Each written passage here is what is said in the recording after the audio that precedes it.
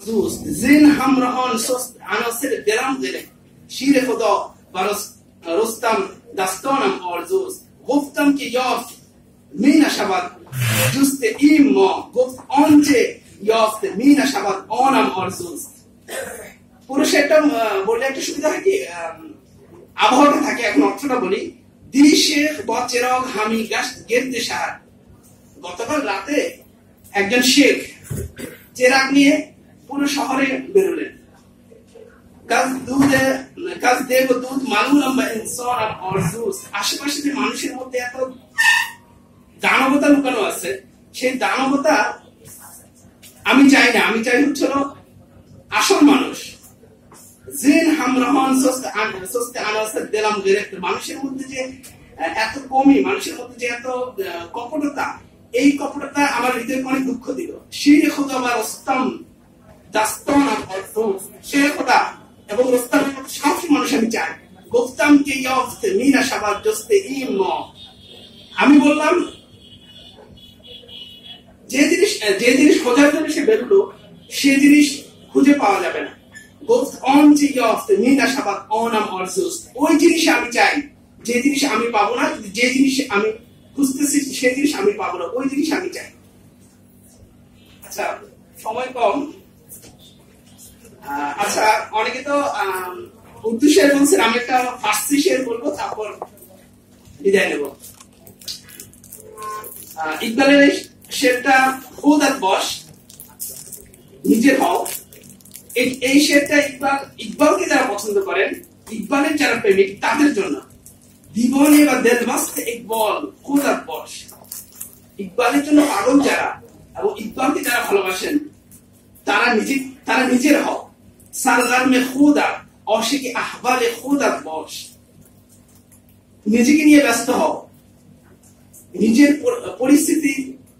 পরিস্থিতির আশেক হও এক লাজে নাখোর হাসরাতে অন রকে নাদরি যে জিনিস পাও নাই সে জিনিসের জন্য এক বিন্দু পরিমাণ আফসোস করো না রাজিবে হামিন চান কালাম মরে খোদাত বস অল্প যে কলম অল্প যে লেখা এর জন্য তুমি রাজে খুশি হও মরে খোদাত বস নিজের হও দম বলে কাসি বস কে দম বলে তু বসার তার পেছনে ছোট যে তোমার পেছনে ছুটছে ইনগুনে আগার নেস যদি এমন না হয় বেদম বলে খোদাত বস তাহলে শুধুই নিজের পেছনে ছোট পারবজ গাশাম আস বালিবে গাম ও মিন্নাত পারবজ মানে হচ্ছে ওরা অনেক সুন্দর কিন্তু দুঃখময় নয় এবং মেন্নাত মানে হচ্ছে মিন্নাত আর কি চাওয়া মেন্নাতে নাকাশি আজ গায়রো যে তোমার পরিচিত না তার কাছে কোনো কিছু চেও না পার ও বলে খোদাত বস নিজের ডানা এবং নিজের পাখ তাই হও 7 সাল আগার জিন্দে বেমনি গুজারি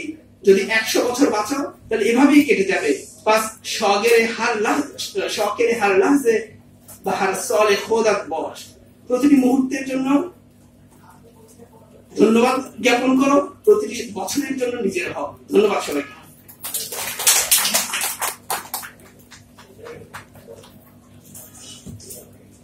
সংক্ষেপে আলোচনা করার জন্য এখন আহ্বান জানাচ্ছি আমাদের সবাই আলাউদ্দিন ভাই মোহাম্মদ আলাউদ্দিন ভাই আছেন একটু বাইরে আছেন এটা মিনিটে আপনার ভেতর থেকে তাহলে আমরা কয়েকটা প্রশ্ন বা মতামত দিতে পারি সংক্ষিপ্ত মতামত আপনারা যারা প্রস্তুত রাখতে চান বা মতামত রাখতে চান একটু হাত তুলেন বা সামনে আসতে পারেন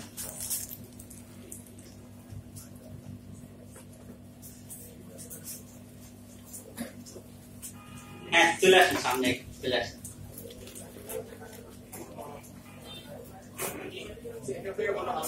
আচ্ছা কেন বলতে পারেন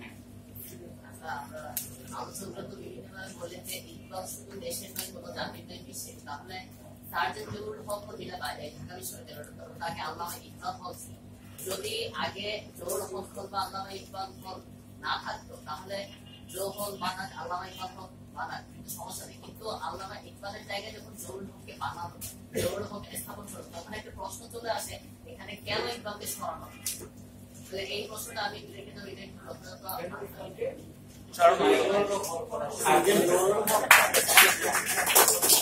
আমাদের মধ্যে সবচেয়ে সিনিয়র এবং আমাদের সবার শিক্ষক আছেন অধ্যাপক আবুল কাশেম ফজলুল হক ওনার আলোচনায় এটা রাখবে তো আর কোন প্রশ্ন তাহলে আমরা আলাউদ্দিন ভাইয়ের আলোচনা চলে যাবো। আলাউদ্দিন ভাইয়ের জন্য সংক্ষিপ্ত একটু মতামত। আজকের মজমাটা আলাউদ্দিন ভাইয়ের পার্টিসিপেশন না থাকলে পরিপূর্ণ হবে না। আলাউদ্দিন ভাইকে সংক্ষিপ্ত একটু রোশনাই দেওয়ার জন্য আহ্বান জানাচ্ছি।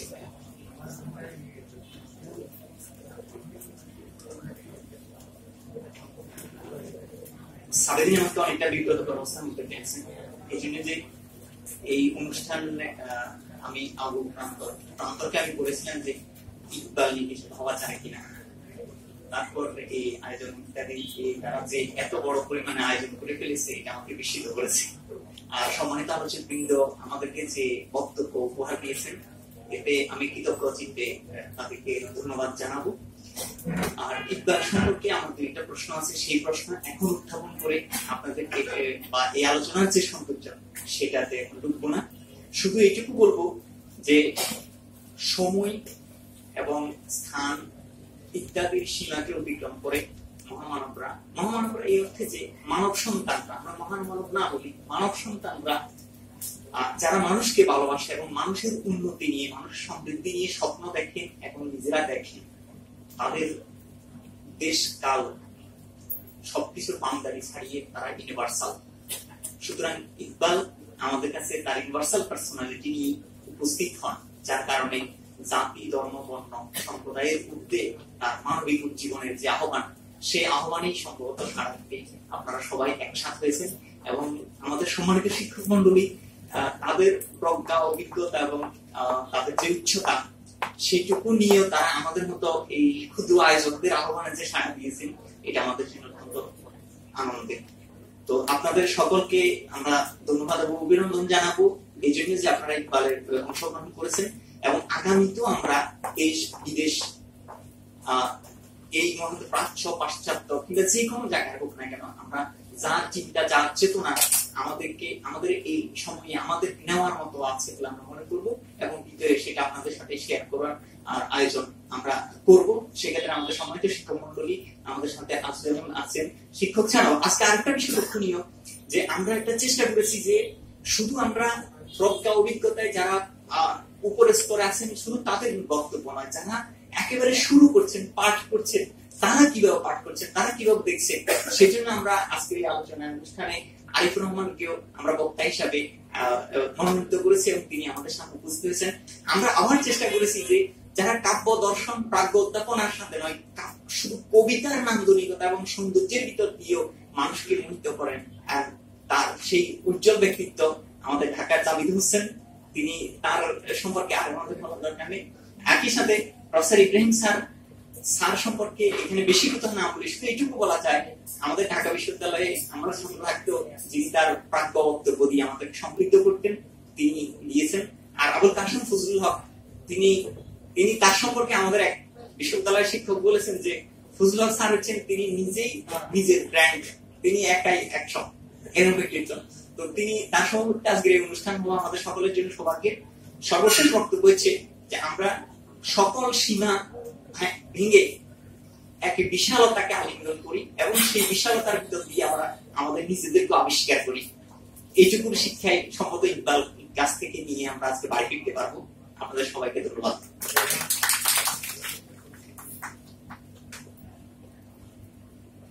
আমাদের আজকের অনুষ্ঠানের দর্শন এবং আজকের অনুষ্ঠানের অতিথিদেরকে নিয়ে অনেক সুন্দর আলোচনা করেছেন বাংলাদেশ স্টাডি ফোরামের ফিলোসফার মোহাম্মদ আলাউদ্দিন, তাকে ধন্যবাদ।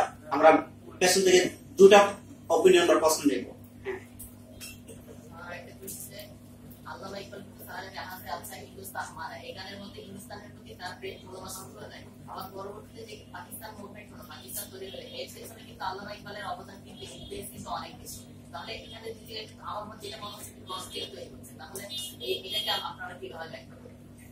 আপনার প্রশ্নটা কি কোনো বক্তার প্রতি বা মানে পুরা মানে অতিথিদের সবার প্রতি? আচ্ছা, আর কোন প্রশ্ন বা ওপিনিয়ন?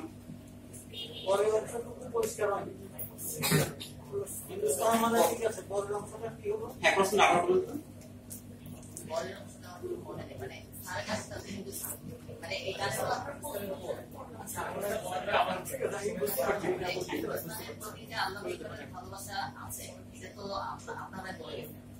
পরবর্তীতে আমরা যেটা দেখি যে পাকিস্তান মুভমেন্ট হয়েছে, এটাতে আল্লামা ইকবালের যথেষ্ট প্রভাব আছে। মোহাম্মদ আলী জিন্নাহ থেকে শুরু করে তাদের মাঝে আল্লামা ইকবালের একটা প্রভাব আছে। এখন এই জায়গায় হিন্দুস্তান আমার বলে হিন্দুস্তানের প্রতি ভালোবাসার প্রকাশ পাচ্ছে। আবার যখন হিন্দুস্তানের মধ্যে থেকে এটা পাকিস্তান তৈরি হয়েছে, পাকিস্তান তৈরি হওয়ার পেছনে আল্লামা ইকবালের ইনফ্লুয়েন্স দেখা যাচ্ছে। তাহলে এই জায়গায় দুইটা একটু সাংঘর্ষিক হয়ে গেল না? এই সাংঘর্ষিকতার সমাধান দেয়। ধন্যবাদ, আপনার প্রশ্ন আমাদের বুঝতে পেরেছেন। এখন আমরা আমাদের আলোচনা শেষ পর্যায়ে আহ্বান জানাচ্ছি আমাদের সবার অভিভাবক অধ্যাপক আবুল কাশেম ফজলুল হক।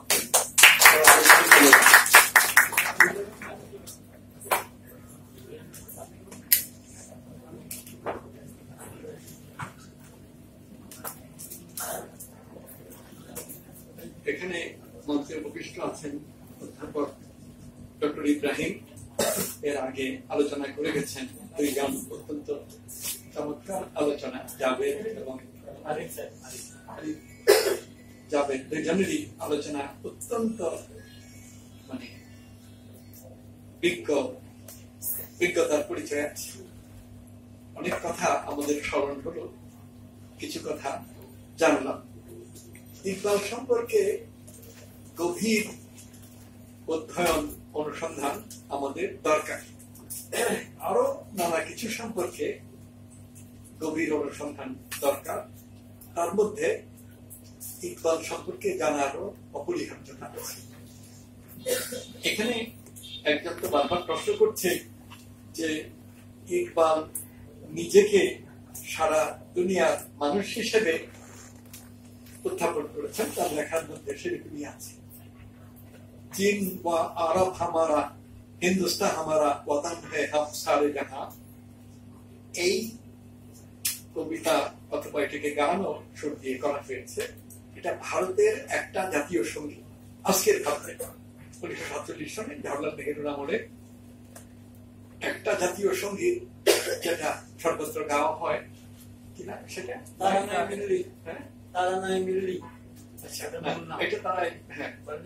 যেটা তারা 1 নম্বর জাতীয় সঙ্গীত জনগণ মন অধিনায়ক রবীন্দ্রনাথের লেখা। তারপরে আরো 10টা জাতীয় সঙ্গীত ভারতের 10টা ভাষা অন্তর্ভুক্ত আছে, সেইগুলো নানা সময়ে নানা অকেশনে গাওয়া হয়। এর মধ্যে ভারতের সংবিধান অনুযায়ী এই গানটা আছে ওই যে চীন ওয়া আরব হামারা, হিন্দুস্তান হামারা, ওয়াতান হ্যায় হাম সাত জাহাঁ, এই গানটা সারে জাহাঁ হামারা, এই গানটা ভারতের জাতীয় সঙ্গীত হিসেবে অন্তর্ভুক্ত আছে। রাজনৈতিক কতগুলো বিষয় আছে, রাজনৈতিক নানা বিতর্ক আছে। ইকবালকে নিয়েও আমাদের দেশে সেই রকম বিতর্ক হয়েছে। ইকবাল ছিলেন পাকিস্তানের সরকার ঘোষিত জাতীয় সঙ্গীত, জাতীয় কবি। নজরুলকেও তারা জাতীয় কবি ঘোষণা করেছিলেন, ইকবাল নজরুল দুজনকে। আর বাংলাদেশে ইকবাল হলের নাম বিলুপ্ত করা হলো, হলের নাম অন্যরকম করা হলো। ইকবাল সম্পর্কে নানান স্টাডি নানান জায়গায় ছিল, সেগুলো কোথাও বিলুপ্ত হয়েছে, কোথাও কমে গেছে। এখানে ইকবাল একাডেমি নামে একটা প্রাইভেট প্রতিষ্ঠান ছিল, হয়তো সেটা এখনো আছে। আগে যারা উৎসাহের সঙ্গে করতেন তারা এখন আর বেঁচে নেই, এবং এখন যেভাবে আছে এটা একটা কি বলে সজীব সক্রিয় প্রতিষ্ঠান বলা যায় না, নাম কামাস্তে আছে। তো ইকবাল পরিচিত পাকিস্তানের স্বপ্নদ্রষ্টা হিসেবে। ভারতে, ব্রিটিশ ভারতে শেষ পর্যায়ে যখন রাজনীতি সচেতনতা এবং রাজনীতি চলল, তখন সেখানে হিন্দু মুসলমানের বিরোধ বড় হয়ে রাজনীতিতে আসলো। অনেক ব্যাপার আছে। ইকবাল এক পর্যায়ে মুসলিম লীগের এক সম্মেলনে, অল ইন্ডিয়া মুসলিম লীগের এক সম্মেলনে মুসলমানদের জন্য আলাদা রাষ্ট্র হওয়া উচিত, সেইখানে প্রধান অতিথি হিসেবে তিনি লিখিত বক্তৃতা দিয়েছিলেন। তাতে বলেছিলেন যে ভারতে মুসলমানদের মানে নিজেদের জাতি হিসেবে বিকশিত হওয়ার জন্য আলাদা রাষ্ট্র দরকার। এখন ইকবাল সেই লেখাটা কোন পটভূমিতে কিভাবে লিখেছিলেন তার এক্সাক্ট কথাগুলো লেখায় কি আছে সেটা জানলে বোঝা যাবে ইকবাল কি উদ্দেশ্য নিয়ে কেন এরকম চিন্তা করেছিলেন। মোহাম্মদ আলী জিন্নাহর সঙ্গে ইকবালের সম্পর্ক ভালো ছিল। মোহাম্মদ আলী জিন্নাহ ছিলেন অল ইন্ডিয়া মুসলিম লীগের সভাপতি। ইকবাল এবং জিন্নাহ সমবয়সী। ইকবালের জন্ম 1876 সনে, মোহাম্মদ আলী জিন্নাহর জন্ম 1876 সনে।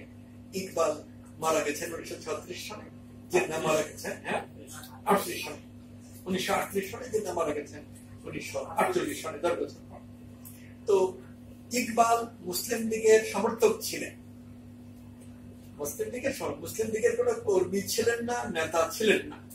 মুসলিম লীগের কোন সভায় প্রধান অতিথি হিসেবে তিনি লিখিত বক্তব্য দিয়েছেন এবং মুসলিম স্বার্থে তিনি কথা বলেছেন, কিন্তু হিন্দুদের বিরুদ্ধে কোনো কথা বলেননি। ইকবালের রচনাবলিতে পাওয়া যাবে না। রাজনীতি বিষয়ে কিছু কিছু লেখা আছে, তাতে ভারতের রাজনীতির সমস্যা, শিক্ষা এবং শিক্ষা ব্যবস্থা নিয়ে তার লেখা আছে, শিক্ষা কি কি নয় এবং শিক্ষা কিভাবে গ্রহণ করা উচিত, আর রাষ্ট্রীয় শিক্ষা ব্যবস্থা কেমন হওয়া উচিত, এগুলো নিয়েও তার চিন্তা আছে এবং রাজনীতি বিষয়ে তার কিছু কিছু লেখা আছে। সেই সব লেখা ইংরেজি ভাষায়। ইকবাল এই যে কি বলে মেটাফিজিক্যাল ডেভেলপমেন্ট ইন ইরান, এই বিষয়ে পিএইচডি ডিগ্রি করেছিলেন জার্মানিতে গিয়ে। সেই থিসিস তিনি ইংরেজিতে লিখেছিলেন এবং সেটা ইংরেজিতে প্রকাশিত হয়েছে।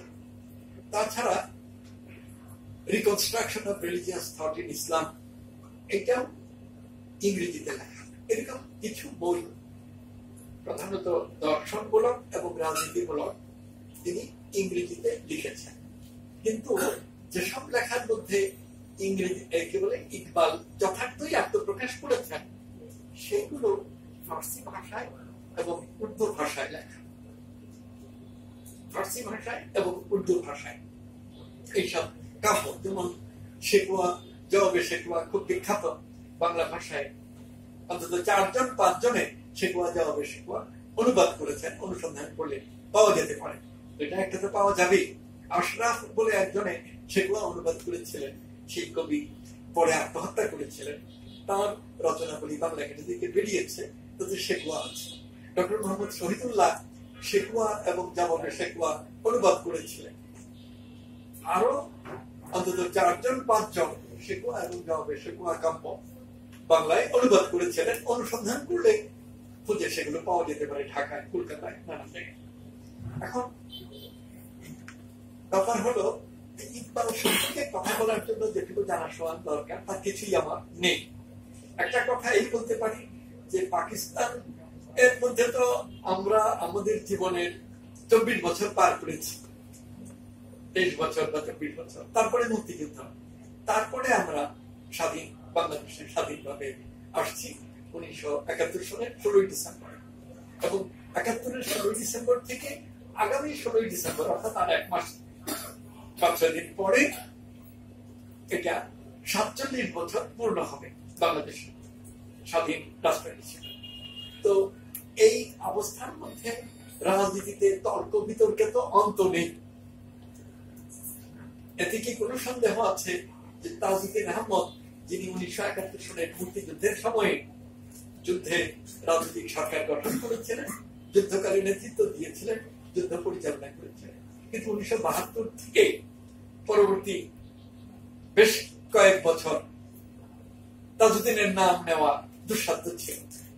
এই ঘরেই আমি তাজউদ্দিন আহমদ নেতা ও মানুষ নামে একটা প্রবন্ধ পড়েছিলাম, মানববিদ্যা গবেষণা কেন্দ্র সেটা আয়োজন করেছিল। সভাপতি ছিলেন অধ্যাপক আনিসুজ্জামান, আলোচক ছিলেন একজন বোরহানুদ্দিন খান জাহাঙ্গীর, আরেকজন রাষ্ট্রবিজ্ঞান বিভাগের হারুনুর রশিদ মারা গেছেন।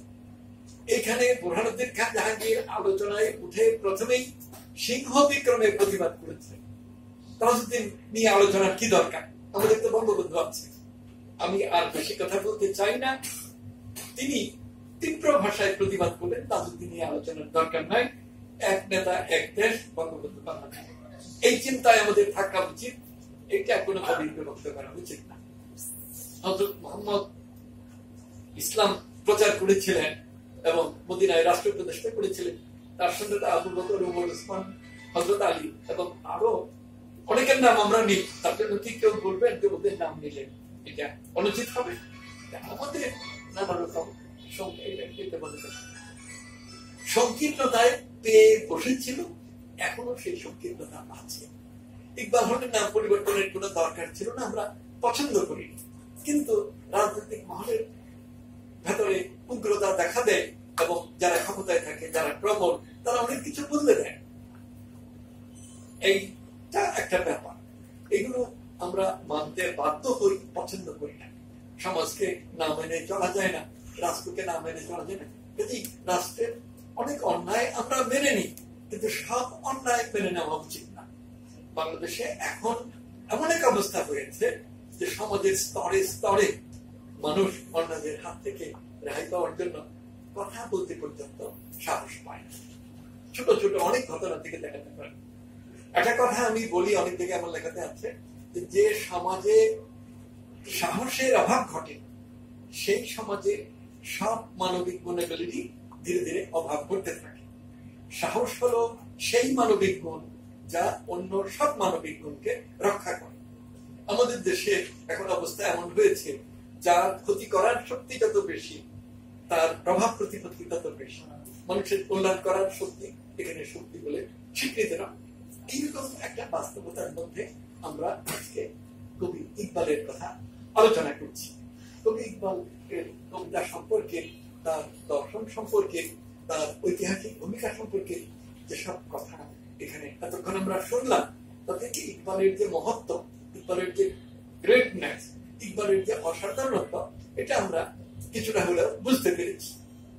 এবং ইকবাল যে আত্মশক্তির কথা বলেছেন, নিজেকে নিজের মধ্যে থাকা, নিজেদেরকে নিজেদের মধ্যে থেকে ভবিষ্যতের কথা ভাবা এবং পৃথিবীটাকে স্বর্গের দিকে উন্নীত করা বা বেহেশতের দিকে উন্নীত করা মানুষ চেষ্টা করলে পারে, নৈতিক শক্তি বাড়ালে, এরকম নানান কথা বলেছেন। এগুলো তো খুব মূল্য, অসাধারণ মূল্য আজকের দিনে। যে ক্রাইসিস আমরা বাংলাদেশে এবং গোটা পৃথিবীতে দেখছি, এক কথায় বলা যায় যে একটা নৈতিক পতনশীলতা।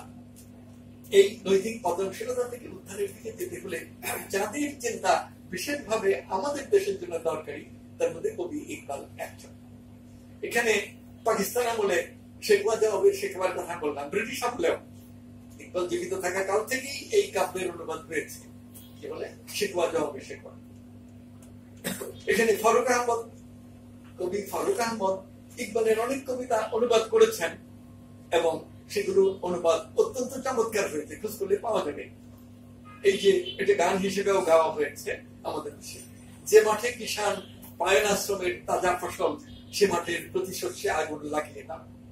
অন্যায়ের বিরুদ্ধে প্রতিবাদ করা উপলক্ষে ইকবাল লিখেছেন, সেটা ফারুক আহমদ অনুবাদ করেছেন। যে মাঠে কিষান পায় না শ্রমের তাজা ফসল, সে মাঠের প্রতি শস্যে আগুন লাগিয়ে না। এটা গান হিসেবে গাওয়া হয়েছে, কবিতা হিসেবে আবৃত্তি করা হয়েছে। আমাদের দেশে সংগ্রামী চেতনা ইকবালের কবিতারাও অনুপ্রাণিত হয়েছে পাকিস্তান বলে অন্যায় অবিচারিতদের বিরুদ্ধে। ইকবাল পাকিস্তান চেয়েছেন, পাকিস্তান নামে তো পাকিস্তান চাননি। তিনি তার কালে মুসলমানদের জন্য আলাদা রাষ্ট্র চেয়েছেন। পরে সেই ধারণা রাজনীতিতে বিকশিত হতে হতে, মুসলিম লীগের বিকশিত হতে হতে পাকিস্তান প্রতিষ্ঠার ধারণা আসছে, যে নাসিবের নেতৃত্বে পাকিস্তান প্রতিষ্ঠিত হয়েছে। অন্যরকম করার পসিবিলিটি ছিল। কংগ্রেস, মুসলিম লীগ, আরো কিছু কিছু দল ছিল, তারা চাইলে ভারত বিভক্ত না করে অখণ্ড রাখতে পারত। কিন্তু পাকিস্তান প্রতিষ্ঠার জন্য কেবল ইকবালকে কিংবা জিন্নাহকে দায়ী করা, এটা সম্পূর্ণ ভুল। পাকিস্তান যে প্রতিষ্ঠিত হলো, তার পেছনে মহাত্মা গান্ধী, জওহরলাল নেহরু, প্যাটেল।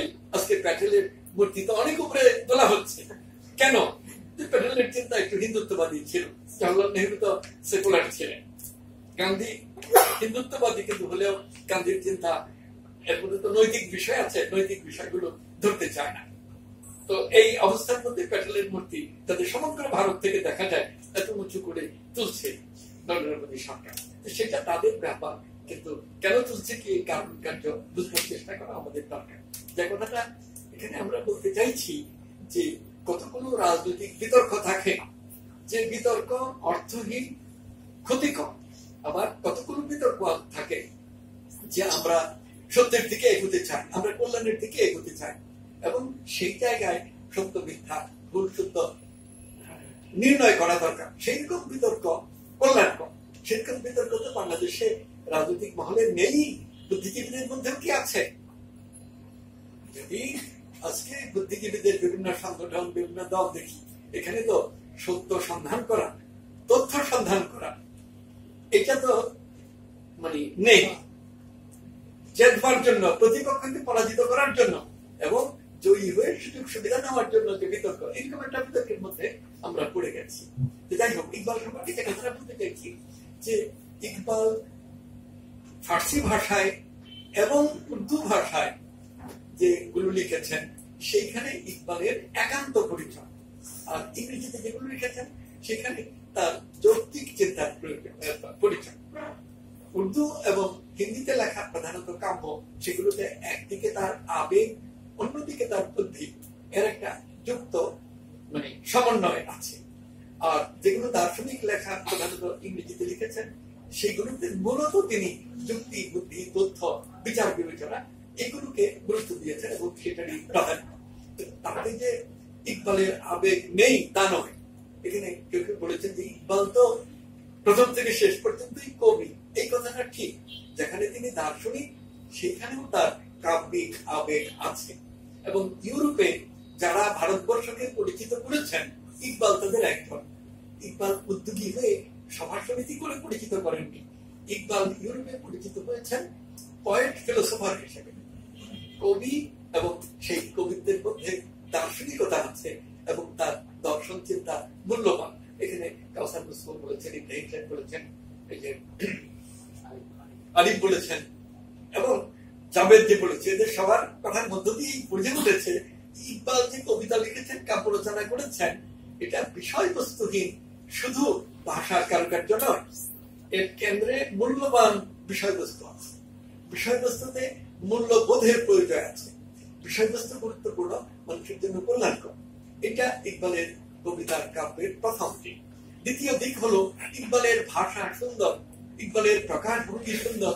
পৃথিবীর যে কোনো ভাষার শ্রেষ্ঠ কবিদের ভাষার যে সৌন্দর্য, যে প্রকাশ সামর্থ্য, এটা ইকবালের অত্যন্ত সুন্দর ভাবে আছে। কাজেই একদিকে বিষয় গৌরব, অন্যদিকে রচনা রীতির গৌরব, এই দুটার মানে অদ্ভুত মিশ্রণ সমন্বয় ইকবালের কাব্যে আছে। একটা কথা এখানে কেউ কেউ ইকবালের কবিতা যে পড়েছেন তা থেকেও বোঝা গেছে যে মোল্লাদের প্রতি ইকবালের কি বলে একটা মানে মনোভাব সদর্থক ছিল। মোল্লারা ইসলাম বোঝেন না, মোল্লারা ইসলামের নামে বিতর্ক সৃষ্টি করেন, মোল্লারা যে বিতর্ক সৃষ্টি করেন এই বিতর্ক দিয়ে ইসলাম বোঝা যাবে না, এরকম কথা ইকবালের কবিতায় গানে কোথাও কোথাও আছে। দুই, এই যে reconstruction of religious thought in Islam বই লিখেছেন, এই চিন্তা তো যাদেরকে আলেম সমাজ বলা হয়, মোল্লা মৌলবি বলা হয়, তাদের ধারার চিন্তা নয়। এই চিন্তা আধুনিক ইউরোপীয় শিক্ষায় শিক্ষিত, ইসলাম এবং অন্যান্য ধর্ম সম্পর্কে গভীরভাবে জ্ঞাত এইরকম জ্ঞানী ব্যক্তি, যিনি অন্তর দিয়ে অনুভব করেন, অনুসন্ধান যুক্তি বুদ্ধি এবং অধ্যয়ন দিয়ে বোঝেন, সেই রকম ব্যক্তি গ্রেকো রোমান ইউরো আমেরিকান সিভিলাইজেশনের সঙ্গে ইকবাল গভীরভাবে পরিচিত হতে চেয়েছেন, পরিচিত হয়েছেন। প্রাচীন গ্রিসের পরে পরে রোম, ইউরো, তারপরে ব্রিটেন, ফ্রান্স, জার্মানিতে ছড়িয়ে গেছে রেনেসাঁস, সেই সঙ্গে মার্কিন যুক্তরাষ্ট্র, এটাকেই বলা হয় Greco Roman Euro American civilisation. গত অন্তত 300 বছর ধরে দুনিয়ায় তো এই চিন্তা রাজত্ব করছে এবং একটা পর্যায়ে সাম্রাজ্যবাদী শক্তি হিসেবে আত্মপ্রকাশ করে ব্রিটেন। দ্বিতীয় বিশ্বযুদ্ধের পরে ব্রিটেনের যে কেন্দ্রীয় শক্তি যে চলে যায় আমেরিকা। এই চিন্তা এর মধ্যে যে ভালো আছে, ভালোটা খোঁজ করে নিতে হয়, ভালোটা সাম্রাজ্যবাদীদের মধ্যে দিতে চায় না, তাদের যেটা প্রগতিশীল কল্যাণকর চিন্তা সেটা খোঁজ করে নিতে হয়, বুঝতে হয়। রামমোহন, বিদ্যাসাগর, বঙ্কিমচন্দ্র, রবীন্দ্রনাথ, নজরুল ইসলাম, আরো অনেকে আছে, বেগম রোকেয়া, তারা ইউরো আমেরিকান যে চিন্তা তার মধ্যে যারা মহৎ চিন্তাবিদ, প্রগ্রেসিভ এবং কল্যাণকর, তাদের চিন্তাটা আত্মস্থ করতে চেয়েছে, তাদের উপনিবেশবাদী সাম্রাজ্যবাদী ফেসিবাদী চিন্তা পরিহার করে তুলছে। যেহেতু তারা অত্যন্ত শক্তিশালী, সুতরাং তাদের বিরুদ্ধে যুদ্ধ ঘোষণা করা কঠিন। কিন্তু আমরা চিন্তার জগতে, লেখাপড়ার জগতে, আমাদের রাজনীতি, আমাদের অর্থনীতি পরিচালনার ক্ষেত্রে অনেকটুকু তাদের পরিহার করে চলতে পারি। এইটাই রামমোহন, বিদ্যাসাগর, বঙ্কিম, রবীন্দ্রনাথ, ইকবাল থেকে আরম্ভ করে সেখানের মনীষীরা বলতে চেয়েছেন। এইখানে একটা কথা বলি, ইকবাল যে শেকোয়া লিখলেন, শেকোয়া যে ধরনের কাব্য, ঠিক একই ধরনের একটা কাব্য আছে হালি, এই ইকবালের কাব্যে এবং হালিতেও যে ব্যাপারটা আছে সেটা হলো আল্লাহর কাছে আল্লাহর বিরুদ্ধে অভিযোগ করেছে। কেন? যে আমরা মুসলমান, আমরাই পৃথিবী জুড়ে তোমার প্রশংসা করছি এবং মানুষের মনে তোমার রাজত্ব প্রতিষ্ঠিত রাখছি, কিন্তু মুসলমানরা আজকে এত দুর্গত কেন?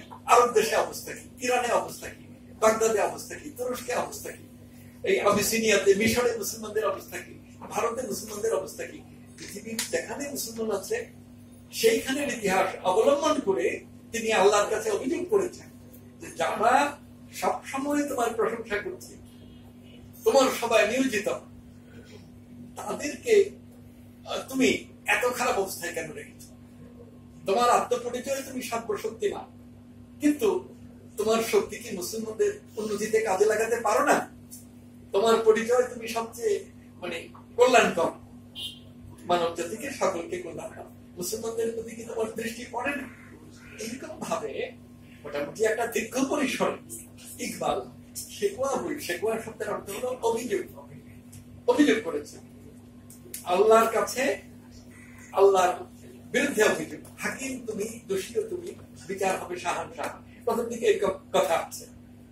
তো এই অভিযোগ শেকোয়া যখন বের হয় তখন ভারতে আলেম সমাজের পক্ষ থেকে তীব্র প্রতিবাদ করা হয়। ইকবাল তো এই কথা বলার পরে আর মুসলমান নেই, নাস্তিক হয়ে গেছে। এইভাবে ইকবালের বিরুদ্ধে লেখালেখি হয়। এই অবস্থায় ইকবাল জবাবে শেকোয়া লেখেন। শেকোয়াতে যে অভিযোগ করেছিলেন, আল্লাহ তাআলা সেই অভিযোগের জবাব দিচ্ছেন।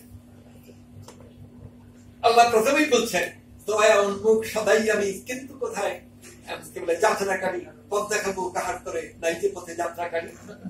আল্লাহ বলছেন যে আমি তো সবসময় দয়ালু, আমি সবসময় সবার কল্যাণের জন্য কাজ করি, চাই, কিন্তু মুসলমানদের মধ্যে তো সেই যাচনা নাই।